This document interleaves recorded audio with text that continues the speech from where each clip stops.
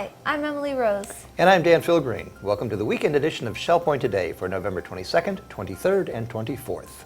We're putting the final touches on another astounding week here at SBTV by catching up with David Pavey for another inspiring devotional. First we're children to our parents, then we're parents to our children, then we're parents to our parents, and then we're children to our children.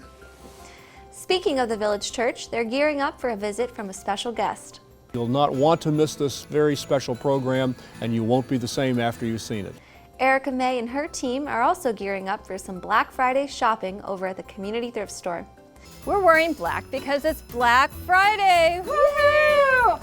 Then we're taking a look back at some of the top stories from the past week. But first, we're remembering a forgotten hero as part of our look back on this day in history. It was 1783 when America's first unofficial president, John Hanson, passed away. Hanson was a third-generation Marylander whose political career took off following continued conflicts with the British occupation.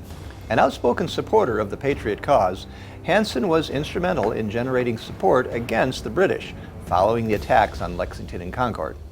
In 1779, Hanson was named a Maryland delegate to the Continental Congress. When the Articles of Confederation were ratified in 1781, it was John Hanson who would be elected President of the Congress of the Confederation, a position similar to the British Prime Minister.